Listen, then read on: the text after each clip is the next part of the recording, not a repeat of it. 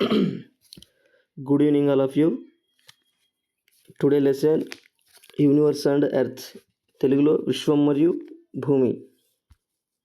ఈ లెసన్ సంబంధించినటువంటి బేసిక్స్ చూసుకుందాం. ఇది 6th క్లాస్ సోషల్లో ఫస్ట్ లెసన్.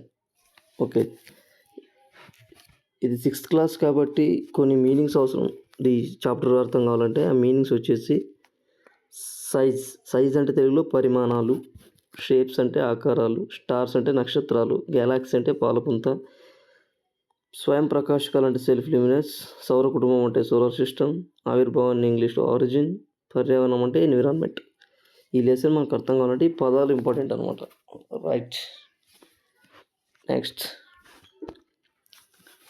వచ్చేసి రైట్ గెలాక్సీ అంటే ఏమి అంటే డెఫినేషన్ అనమాట. గెలాక్సీ మన గెలాక్సీ పేరు పాలపుంత.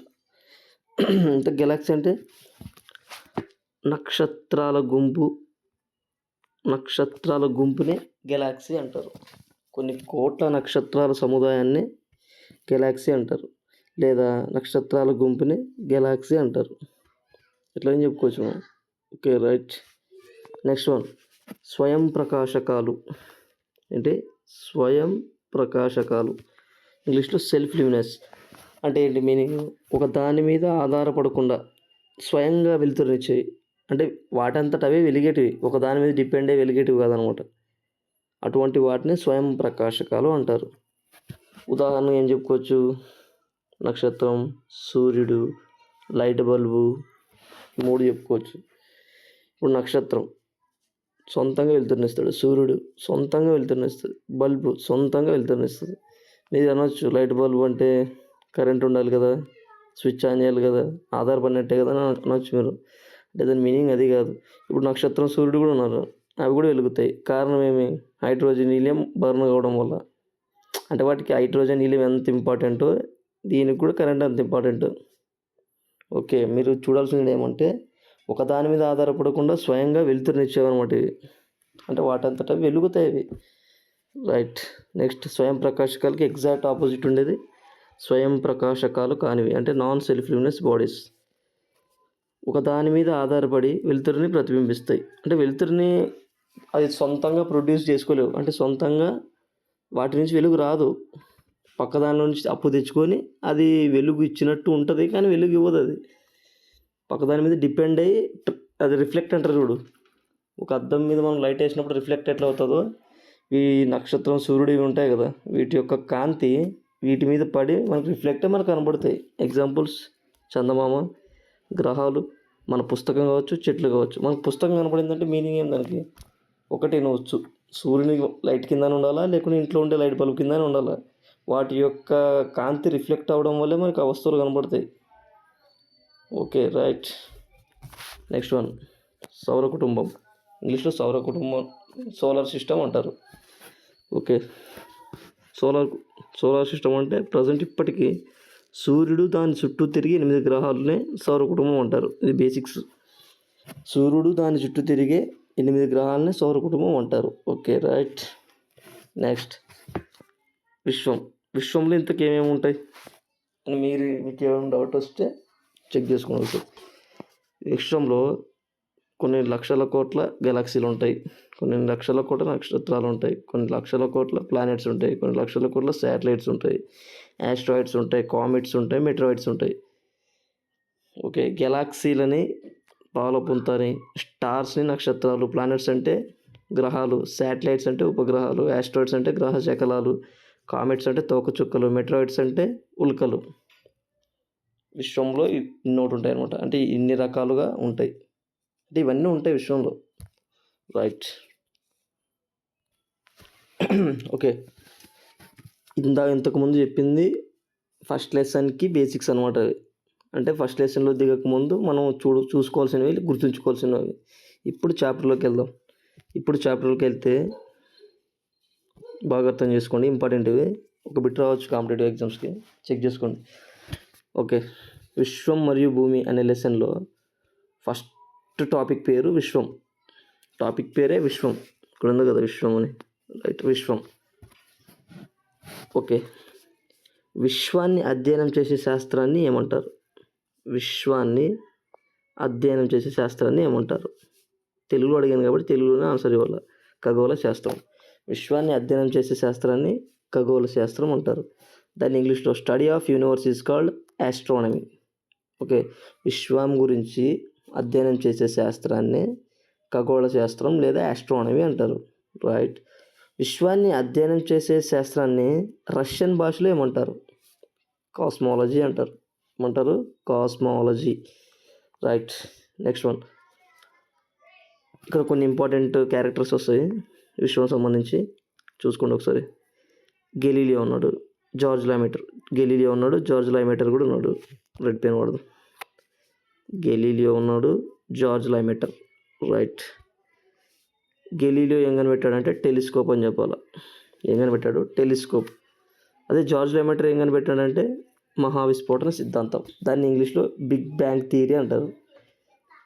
Next one. గెలీలియో ఏ దేశం చెందినాడు అంటే ఇటలీ అని చెప్పాలా. జార్జ్ లైమేటర్ ఏ దేశం చెందినాడు అంటే బెల్జియం అని చెప్పాలా. ఓకే, సింపుల్గా అంటే టెలిస్కోప్ని కనిపెట్టింది గెలీలియో, ఆ గెలీలియోది ఇటలీ దేశం. మహావిస్ఫోటన సిద్ధాంతాన్ని కనిపెట్టింది జార్జ్ లైమేటర్, అతని దేశం బెల్జియం. ఇంపార్టెంట్ క్వశ్చన్స్ మేబీ పడవచ్చు, ఒక పెట్టుబడొచ్చు ఈ ఏరియాలో. జస్ట్ రివైజ్ చేసుకోండి. నెక్స్ట్, విశ్వం ఆవిర్భావం. సైడ్ హెడింగ్ విశ్వం ఆవిర్భావం. ఆవిర్భావాన్ని ఆర్జిన్ అంటారు. Okay, right. ఆ విశ్వం ఆవిర్భావం గురించి కొన్ని పాయింట్స్ ఇంపార్టెంట్. పాయింట్స్ అనేది ఒక సిద్ధాంతం ఫేమస్. విశ్వం యొక్క ఆవిర్భావం గురించి తెలియజేసే సిద్ధాంతం ఒకటి ఇంపార్టెంట్. ఆ సిద్ధాంతం పేరు ఇంపార్టెంట్. ఇది మహావిస్ఫోటన సిద్ధాంతం. ఏ సిద్ధాంతం? మహావిస్ఫోటన సిద్ధాంతం. ఇంగ్లీష్లో బిగ్ బ్యాంగ్ థియరీ. ఓకే. ఈ మహావిస్ఫోటన సిద్ధాంతాన్ని కనిపెట్టింది ఎవరు? జార్జ్ లైమేటర్. పైన చూసినాం ఇందాక ఇక్కడ, జార్జ్ లైమేటర్. ఇంతకీ మహావిస్ఫోటన సిద్ధాంతం ఏం చెప్తుంది? విశ్వం యొక్క ఆవిర్భావం గురించి తెలిపే సిద్ధాంతమే మహావిస్ఫోటన సిద్ధాంతం. అంటే విశ్వం ఎలా పుట్టేదే, ఎలా ఆవిర్భవించేదే అని దాని గురించి తెలిపే సిద్ధాంతమే ఈ మహావిస్ఫోటన సిద్ధాంతం.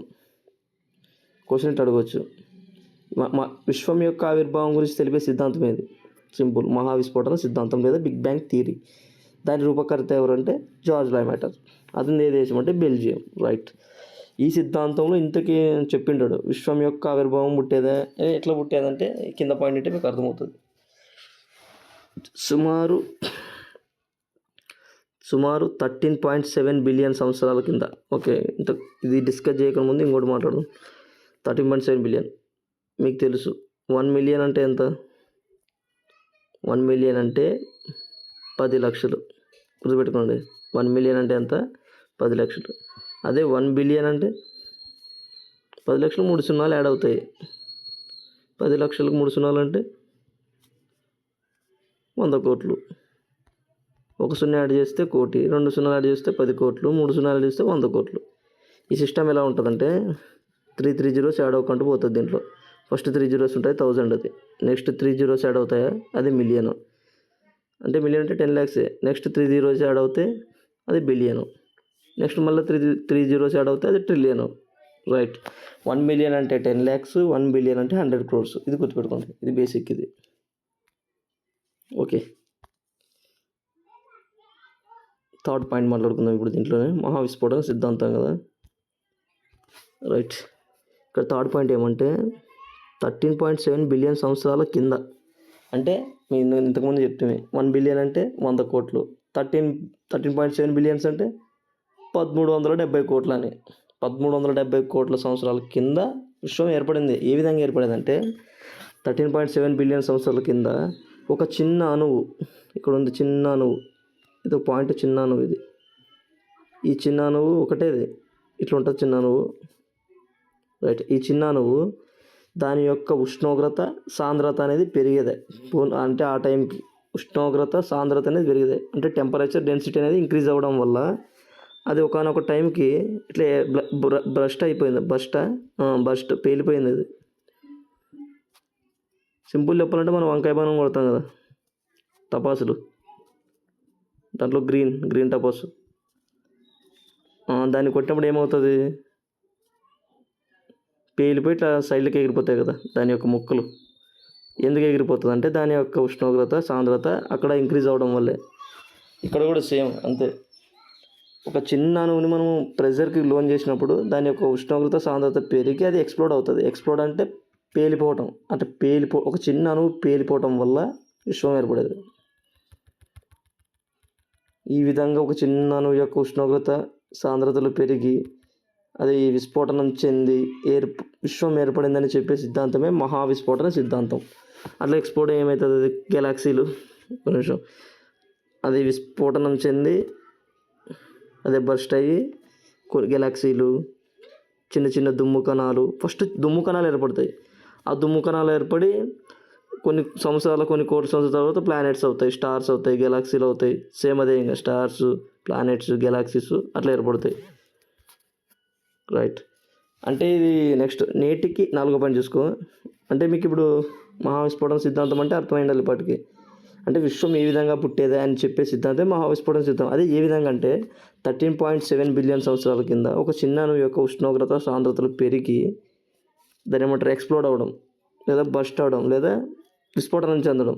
ఆ విధంగా ఒక చిన్న అణువు విస్ఫోటనం చెంది దుమ్ము కణాలు ఏర్పడి కొన్ని కోట్ల సంవత్సరాల తర్వాత ప్లానెట్స్ అంటే గ్రహాలు గాను, గెలాక్సీలు గాను, నెక్స్ట్ ఏంటి స్టార్స్ గాను ఏర్పడేవి. ఆ విధంగా విశ్వం ఏర్పడిందని చెప్పే సిద్ధాంతం కాబట్టి ఇది మహావిస్ఫోటన సిద్ధాంతం. 4వ పాయింట్ చూసుకో. నేటికి విశ్వం విస్తరిస్తుంది. అంటే ఇప్పుడు ఈ ప్రాసెస్ చెప్పినాం కదా, ఒక చిన్న అణువు ఉష్ణోగ్రత సాంద్రత పెరిగి ఇట్లా ఎక్స్ప్లోడ్ అవకాశం ఇవి ఏర్పడతాయని. అట్లా నేటికి కూడా ఒక చిన్న అణువు విశ్వంలో అట్లా ఏర్పడి ఎక్స్ప్లోడ్ అవుతూ నేటికి కూడా విశ్వం అనేది ఎక్స్పాండ్ అవుతుంది, అంటే విస్తరిస్తూ ఉందన్నమాట. ఇంకా అది నాకు తెలిసి ఒక సెకండ్కి 72 కిలోమీటర్లు 76 కిలోమీటర్లు విశ్వం అనేది ఎక్స్పాండ్ అవుతూ ఉంటుంది. ఒక సెకండ్కి ఐ థింక్ 72 ఆర్ 76 ఐడియా లేదు. 72 లేదా 76 లేదా 72 కిలోమీటర్ల విస్తరిస్తూ ఉంది విశ్వం నేటికి. అంటే ఈ విధంగా ఒక చిన్న ఉష్ణోగ్రత సాంద్రతలు పెరుక్కుంటూ పోయి ఎక్స్ప్లోడ్ అయ్యి ఇది విశ్వం ఎలా విస్తరిస్తుందో ప్రజెంట్ కూడా అట్లే ఒక సెకండ్కి 72 కిలోమీటర్లు విస్తరిస్తూ పోతుంది అది. రైట్. Next one. ఓకే, ఒకసారి ఇక్కడ చూడండి. ఇది ఒక గెలాక్సీ కదా, ప్రజెంట్ ఉండే ఒక సైడ్ ఒక ఫోటో, మన ఊహాజనిత ఫోటో ప్రకారం ఇది గెలాక్సీ. ఇది స్టార్టింగ్ ఎట్లా ఉంటుందంటే, ఇది ఒక చిన్న పాయింట్ ఉందా అనుకో, ఇది చిన్న పాయింటా, ఇది ఒక చిన్న అణువు అనుకో, ఇది ఒక చిన్న అణువు ఉందా, ఆ చిన్న అణువు యొక్క ఏంది టెంపరేచరు, డెన్సిటీ అంటే ఉష్ణోగ్రత, సాంద్రత అనేవి పెరిగి ఏమేది ఇట్లా బస్ట్ అయిపోయేది, ఇట్లా సైడ్లకి ఏమైతే ఇట్లా ఎక్స్ప్లోడ్ అయిపోయేది, అంటే విస్ఫోటనం చెంది అప్పుడు ఏమవుతుంది, ఇది కూడా ఇట్లా అవుతుంది, ఇట్లా చుక్కలు ఏర్పడుతుంది స్టార్టింగ్లో. అంటే ఇది దుమ్ము అనుకోవచ్చు. ఇప్పుడు మనం వంకాయ బాణం కొట్టినప్పుడు ఎట్లా వస్తుంది, బయటికి పొగ వస్తుంది, మరియు వాటి యొక్క ముక్కలు ఎక్కడ పడితే అక్కడ చల్లాచెదురు అవుతాయి కదా, అట్లా చల్లాచెదురు అవుతాయి ఇక్కడ అణువు యొక్క పార్ట్స్. ఇప్పుడు ఆ అణువు పార్ట్స్ కొన్ని సంవత్సరాల తర్వాత అవి ఏమవుతాయంటే, బాగా చూడు, ఈ అణువు కూడా ఇప్పుడు ఈ అణువులు ఉన్నాయి, ఇట్లా ఈ అణువు కూడా కొన్ని సంవత్సరాల తర్వాత ఇట్లా బస్ట్ అవుతుంది కూడా, టెంపరేచర్ డెన్సిటీ అయిపోయి ఈ అణువు కూడా ఇట్లా అవుతుంది. అయితే ఇది కూడా అట్లే, అంటే సైమల్టేనియస్గా అన్నీ ఇన్ ద సేమ్ వే అన్నీ ఇంకా ఈ విధంగా టెంపరేచర్ డెన్సిటీ ఎక్కువై ఎక్స్ప్లోడ్ అయ్యి ఇట్లా చిట్లిపోతాయి అన్నీ. అట్లా ఒక్క అణువు నుంచి మళ్ళీ ఇప్పుడు ఏదైతే అనుకుంటుందో అట్లా అణువులు ఇది కంటిన్యూ అవుతూనే ఉంటుంది ప్రాసెస్, ఇంకా ఇట్లా పోతూనే ఉంటుంది ఒక్కొక్క అణువుకి. అదేదో స్టాలిన్ సినిమాలో చెప్తాడు కదా, నువ్వు ఒకరికి హెల్ప్ చేయి, నువ్వు ముగ్గురికి హెల్ప్ చేయి, వాళ్ళు ముగ్గురికి హెల్ప్ చేయి అన్నట్టు ఇది కూడా అంతే. ఫస్ట్ ఒకటి పగులుతుంది, అది ఒకటి లేదా ఒక ఎగ్జాంపుల్ చెప్పాలంటే ఒక 5 అవుతాయి, మన 5 ఒక్కటి 5 అట్లా అవుతూనే విశ్వం అనేది ఏర్పడేది అనమాట. అట్లా ప్రజెంట్ కూడా విశ్వం అనేది ఏర్పడుతుంది. ఎట్లా ఏర్పడుతుంది, అట్లా ఇప్పుడు ఈ ఫామ్ ఉంది కదా, ఇది ఒక సెకండ్కి దగ్గర 72 కిలోమీటర్లు ఏమో స్ప్రెడ్ అవుతుంది ఇట్లా. ఒక అణువు ఇట్లా స్ప్రెడ్, ఇది ఉంది ఇది సెంటర్, అట్లా ఒక సెకండ్కి 72 కిలోమీటర్లు స్ప్రెడ్ అవుతుంది. ఇది కాదు, విశ్వం స్ప్రెడ్ అవుతుంది. ఒక సెకండ్కి 72 కిలోమీటర్లు స్ప్రెడ్ అవుతుంది విశ్వం. ఈ విధంగా ప్రాసెస్ జరుగుతుంది, ప్రజెంట్ కూడా జరుగుతూనే ఉంటుంది అది. రైట్. ఓకే, ఇక్కడ చూడండి, ఇక్కడ ఒక మ్యాప్ వచ్చింది కదా, ఇది గెలాక్సీలు ఇట్లా ఉంటాయి. గెలాక్సీ అంటే ఏం చెప్తుంది మీకు, కొన్ని కోట్ల నక్షత్రాల సముదాయాన్నే గెలాక్సీ అంటారు. ఆ గెలాక్సీ ఇది ఇక్కడ ఉండేది ఈ ఫోటోలో. ఓకే, ఇప్పుడు ఈ గెలాక్సీ ఉంది కదా, ఇటువంటి గెలాక్సీలు మన యూనివర్స్లో ఎన్ని ఉంటాయంటే దాదాపు 125 బిలియన్ ఉంటాయి. ఎన్ని ఉంటాయి? 125 బిలియన్ గెలాక్సీలు ఉంటాయి మన విశ్వంలో దాదాపుగా, అంటే అప్రాక్సిమేట్లీ. ఓకే, ఇప్పుడు ఈ గెలాక్సీ ఉందా, ఇది ఇట్లా ఉంటుంది కదా గెలాక్సీ. ఇప్పుడు ఇది గెలాక్సీ కదా, బాగు చూడు, అంటే ఈ విధంగా ఉంది. ఇప్పుడు ఈ గెలాక్సీ అనుకుంటే ఈ అంచు ఉంటుంది, ఈ అంచు నుంచి ఈ అంచు, దీని మధ్యన డిస్టెన్స్ ఉంటుంది. ఈ డిస్టెన్స్ ఎంత ఉంటుంది అంటే 1,20,000 లైట్ ఇయర్స్ ఉంటుంది డిస్టెన్స్. ఏం years? Light years. 1,20,000 light years లేదా 1,20,000 కాంతి సంవత్సరాల దూరం ఉంటుందట. అంటే ఒక గెలాక్సీ యొక్క ఒక అంచు నుంచి ఇంకో అంచుకు మధ్య గల దూరం ఎంత అంటే 1,20,000 కాంతి సంవత్సరాలు. ఒకవేళ మన విశ్వంలో ఎన్ని గెలాక్సీలు ఉన్నాయని చెప్తే 125 బిలియన్ల గెలాక్సీలు ఉన్నాయని చెప్పాలి. రైట్. ఓకే, ఇక్కడ చూడండి, ఇందాకేం చెప్తే ఒక గెలాక్సీకి ఒక అంచు నుంచి ఇంకో అంచుకు మధ్య గల దూరం ఎంత అంటే దాదాపుగా 1,20,000 కాంతి సంవత్సరాలు ఉంటుందని చెప్పినాం. సరే, ఇప్పుడు ఎందుకు కాంతి సంవత్సరాలనే కొలవాలని మీకు డౌట్ వచ్చి ఉంటుంది. నార్మల్గా అంటే బాగా చూడు, నార్మల్గా అంటే దూరం ఉంటుందా, ఒక దూరాన్ని బాగా చూడు, ఇంపార్టెంట్ ఇది టాపిక్. ఒక దూరాన్ని అంటే దూరాన్ని దేంట్లో కొలుస్తాం మామూలుగా మనం భూమి మీద చెప్పాలి మీరే. నార్మల్గా అంటే మిల్లీమీటర్లో కొలుస్తాం తక్కువ, తర్వాత కొంచెం ఎక్కువ అంటే సెంటీమీటర్లు, ఇంకొంచెం ఎక్కువ అయితే మీటరు, ఇంకొంచెం ఎక్కువైతే కిలోమీటరు. ఒకప్పుడు మైలులో కూడా కొలిచేవాళ్ళు, ఇప్పుడు కూడా కొలిచొచ్చులే. మైలు, ఒక మైల్ అంటే 1.618 కిలోమీటర్స్ దగ్గర ఉంటుంది, అంటే 1.5 దాదాపు.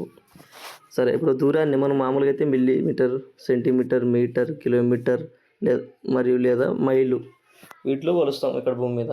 అదే అక్కడ దూరాన్ని దేంట్లో కొలుస్తారంటే, ఇది ఇంపార్టెంట్ నాలుగు టాపిక్. ఇక్కడ దూరాన్ని దేంట్లో కొలుస్తారంటే మూడిట్లో కొలుస్తారు.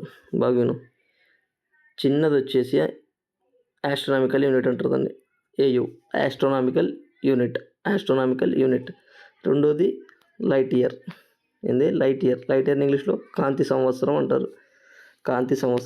మూడోది వచ్చేసి పారాసెక్. దూరాన్ని అంటే భూమి మీద దూరాన్ని దేంట్లో కొలుస్తారంటే millimetre, centimetre, metre, kilometre, mile ఇట్లా చెప్పాలి. అదే విశ్వంలో దూరాన్ని ఏంట్లో కొలుస్తారంటే astronomical unit, light year, parsec. Astronomical unit తెలుగులో ఆస్ట్రోనామికల్ యూనిట్, ఖగోళ ప్రమాణం అనొచ్చు దీన్ని. ఆస్ట్రోనామికల్ యూనిట్ని ఖగోళ ప్రమాణం అనొచ్చు, లైట్ ఇయర్ని కాంతి సంవత్సరం అనొచ్చు, పారాసెక్కే అంటారు. రైట్. ఇప్పుడు ఈ మూడిట్లో ఏది పెద్దది చూద్దాం. ఇప్పుడు మామూలుగా అంటే ఇప్పుడు కిలోమీటర్ పెద్దదే, మిల్లీమీటర్ పెద్దది అంటే ఏమంటావు? కిలోమీటర్ పెద్దది. సెంటీమీటర్ పెద్దదే, మీటర్ పెద్దది అంటే మీటరే పెద్దది. అట్లా ఈ మూడు ఉన్నాయి. మూడు ఆస్ట్రోనామికల్ యూనిట్, లైట్ ఇయర్, పారాసెక్. ఈ మూడిట్లో కూడా ఏది చిన్నది ఏది పెద్దది తెలుసుకుందాం. రైట్. ఫస్ట్ ఆస్ట్రోనామికల్ యూనిట్ అంటే బాగా చెప్పేది. ఆస్ట్రోనామికల్ యూనిట్ అంటే మన సౌర కుటుంబం ఉంది కదా, సౌర కుటుంబం అంటే ఇంకా టాపిక్ రాలేదు, గుర్తుపెట్టుకోండి. మన సౌర కుటుంబంలో ఎగ్జాంపుల్ తీసుకుందాం. సూర్యుడు అనుకో, ఇది కొంచెం, ఇది గ్రహం, ఇదో గ్రహం. ప్రజెంట్ టాపిక్ లేదు, ఇది నెక్స్ట్ చెప్తాం బ్రీఫ్గా, జస్ట్ గుర్తుపెట్టుకోండి. ఇప్పుడు ఇది మెర్క్యూరీ అనుకో, ఇది వీనస్, ఇది ఎర్త్ అనుకో. కొద్దిసేపు ఇది మెర్క్యూరీ, ఇది వీనస్, ఇది ఎర్త్ అనుకో. ఇప్పుడు సూర్యునికి మెర్క్యూరీకి దూరం ఎంత అంటే ఆస్ట్రోనామికల్ యూనిట్లో కొలుస్తారు దాన్ని. సూర్యునికి ఈ గ్రహానికి దూరం ఎంత ఆస్ట్రోనామికల్ యూనిట్లో కొలుస్తారు. లేకుంటే ఈ గ్రహానికి దూరం ఎంత అంటే ఆస్ట్రోనామికల్ యూనిట్లో కొలుస్తారు. ఈ గ్రహానికన్నా ఆస్ట్రోనామికల్ యూనిట్, ఇక్కడ నుంచి నక్షత్రానికైనా ఆస్ట్రోనామికల్ యూనిట్. ఒకవేళ ఇంకో నక్షత్రం మన సౌర కుటుంబంలో ఉన్నా కూడా ఇక్కడ నుంచి ఈ నక్షత్రానికి ఎంత అన్నా ఆస్ట్రోనామికల్ యూనిట్లోనే కొలుస్తారు. అంటే మన సౌర కుటుంబంలో ఆయా ఖగోళ రాశుల మధ్య దూరాన్ని ఆస్ట్రోనామికల్ యూనిట్లోనే కొలుస్తారు. ఓకే, ఇది క్లారిటీ. రైట్. ఇప్పుడు లైట్ ఇయర్ అంటే మన ఇది సౌర కుటుంబం కాదని బయట ఉంటుంది కదా, జస్ట్ మన సౌర కుటుంబాలు ఇంకా ఎన్ని ఉంటాయి మనకైతే కొన్ని లక్షల కోట్లు ఉంటాయి విశ్వంలో. రైట్. ఇప్పుడు ఈ లైట్ ఇయర్ అంటే దేనికి కొలుస్తారంటే ఈ విశ్వం ఉంది కదా, ఈ విశ్వం మొత్తానికి ఇది ఆస్ట్రోనామికల్ యూనిట్ అంటే కేవలం మన సోలార్ సిస్టమ్కి మాత్రమే.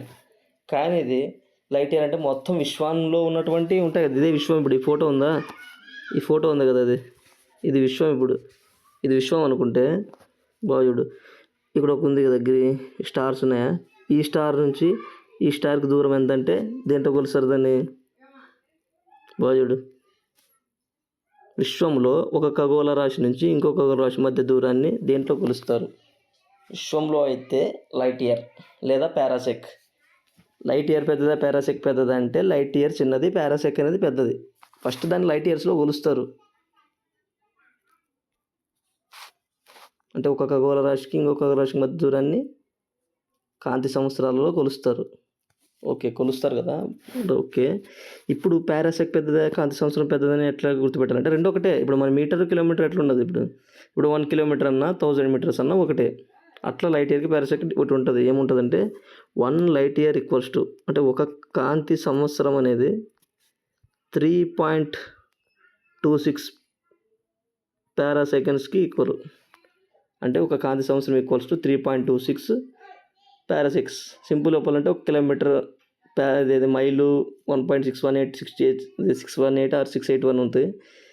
ఓకే, 1.618 681 ఉంటుంది, ఐడియా లేదు. రైట్, ఇప్పుడు అది ఎట్లా కంపేర్ చేస్తాం, ఇట్లా ఇది కూడా అట్లా కంపేర్ చేసుకోవాలి. ఒక కాంతి సంవత్సరం ఈక్వల్ టు 3.26 పారాసెక్స్. అంటే ఫస్ట్ మనం కొలిచేదైతే ఇది కాంతి సంవత్సరంలోనే. కానీ ఇప్పుడు సింపుల్గా అంటే ఇక్కడ నుంచి ఇక్కడ దాకా ఒక 3.5 కాంతి సంవత్సరాలు ఉందని అనుకుందాం. డిస్టెన్స్ 3.5 కాంతి సంవత్సరాలు ఉందనుకుందాం. ఈ పాయింట్, ఈ రెడ్ పాయింట్ నుంచి ఈ రెడ్ పాయింట్కి ఇట్లా కొలుచుకుంటూ పోతే విశ్వం అనేది అనంతం. అట్లా కొలుచుకుంటూ పోవడానికి ఇంకొంచెం బిగ్గర్, అంటే ఇంకా కొంచెం పెద్దది ఉంటే బెటర్ అని ఈ కాంతి సంవత్సరాలు ఎప్పుడైతే 3.5 దాదాపుకి వస్తాయో దాన్ని పారాసెక్గా పిలవడం స్టార్ట్ చేసాం మనం. ఎందుకంటే గుర్తుపెట్టుకోలేం కదా, అంటే విశ్వం అనేది అనంతం కాబట్టి మనం పారాసెక్ దేనికి వాడాలంటే మన క్యాల్కులేషన్ ఈజీ పద్ధతిలో కావాలి కాబట్టి మనం ఆ విధంగా పారాసెక్ని తీసుకుంటున్నాం మన క్యాల్కులేషన్స్ ఈజీగా అవ్వడానికి. Right, okay.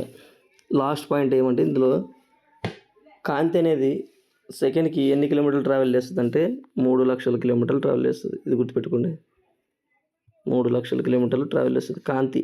లైట్ అనేది పర్ సెకండ్కి 3 lakh కిలోమీటర్ ట్రావెల్ చేస్తుంది కాంతి.